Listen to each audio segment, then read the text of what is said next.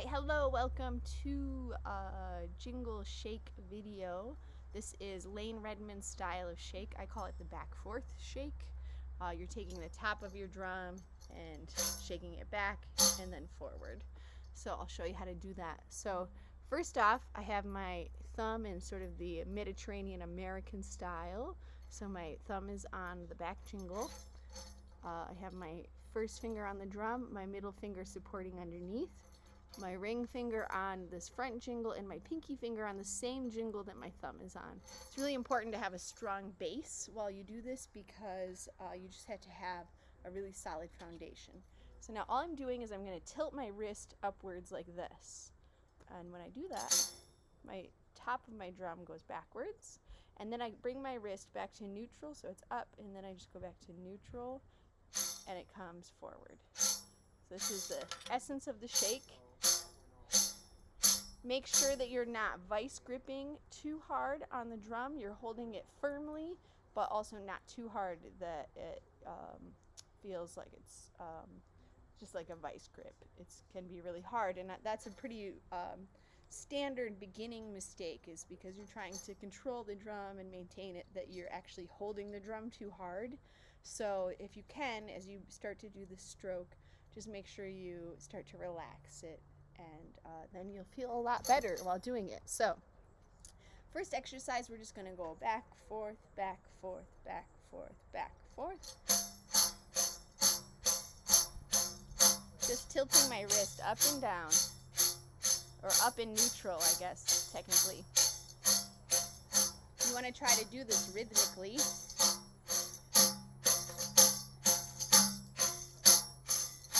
And it takes quite a while to develop how to do it so that you get a nice, crisp, rhythmic sound.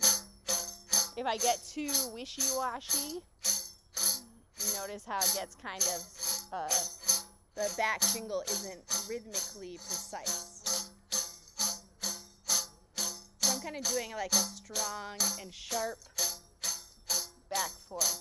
My other hand is demonstrating my wrist movement. So it's quick, back, quick, forward, back, forward, quick, quick, quick, quick, quick, quick.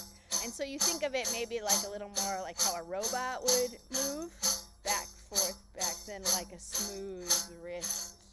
Because then see how it's really hard to rhythmically get that. Okay, so now we're going to add a thing to it. So just make sure between you're stretching out your thumb and your fingers, forearm, because it takes quite a bit of strength to do this, and that's what you're developing right now, is the strength. All right, so now you can do a back jingle, back, okay, with our jingles, and then when we come forward, we can do a stroke. So I'm going to add a doom to it. So I'm getting my finger ready, and if you think about clapping, how both hands come together, that's sort of how the feeling, this drum's coming forward and this hand is moving towards it, so it's kind of both hands are moving. So let's try that. We'll go back, doom, here we go.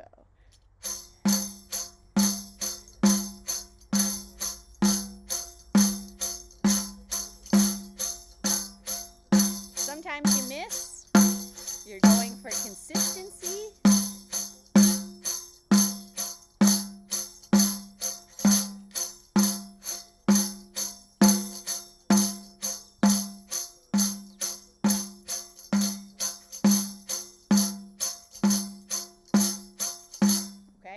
Next one we're going to go and then give it a little stretch if you need to. This is just the demonstration, and then I'll give you more instructions on how to practice. Then you can go back jingle and then come for a tech, which is right here on the edge of the drum with your hand moving like this.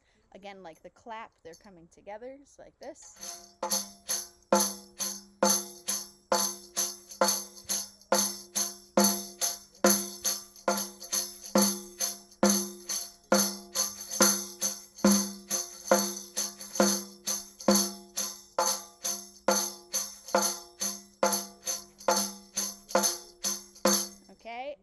And then we have a back and a pa, so that's a press here in the middle.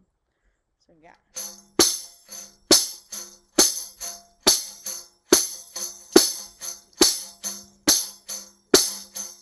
Again, we're trying to be as rhythmically precise as possible.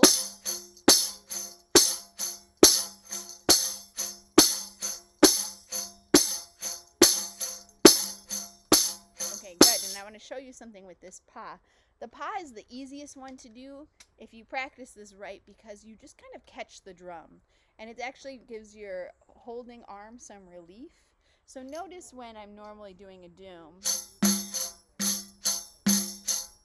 my arm is just staying at a nice sort of 90-degree angle here. But when I start to do the back and then the pa, my arm starts to move downwards.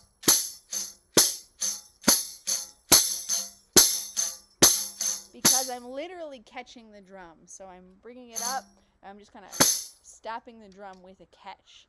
And what that does is that little time where this hand holds the drum, it gives relief to this arm. So a lot of being a drummer is finding those little tricks, how you can relax in the rhythm, how you can save energy, because usually we're playing the entire time and we're bringing a lot of the energy into the music.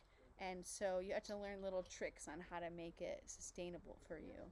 All right, so now all of these, back, forth, and then back, doom, and back, tech, and back, pa, back, pa.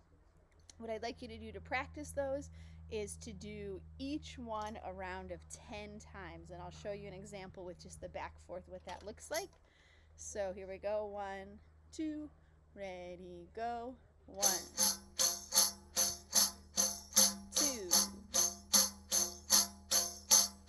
Sorry, I messed that up. Let me try again, because I want you to do it for 2 measures. So it actually is like this. 1,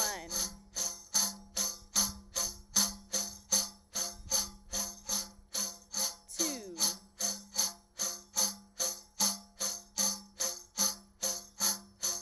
3,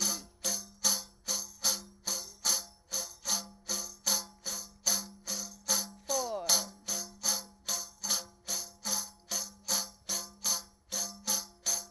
5. If you start to get wobbly rhythmically, just try to get it tight again. 6,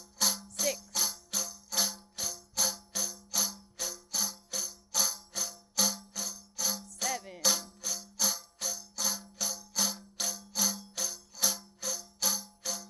8,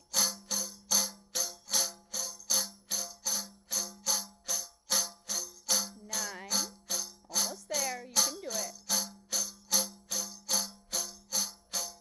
10,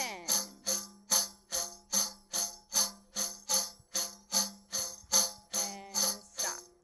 All right, and then stretch it out. So you're going to feel that you're creating strength in your wrist out here on the outside part of your wrist, in your thumb muscle, and generally in your forearm. So just give that a rub, give it some love, and then, work on the next one. Now, also, you have all these shakes, and it does take time to build the strength to do them. So I do recommend that maybe one day you just do the back, forth shakes, and maybe another day you do the back, tech, another day the back, doom. So that way you're kind of spreading out all of it. If you can do all of them in a row, amazing for you, but make sure you don't hurt your wrist. You really want to go slow enough that you can build the strength and the power. So wonderful, and I would love to have any comments or thoughts you have about that, any questions. So thank you so much. That's the back, forth jingles.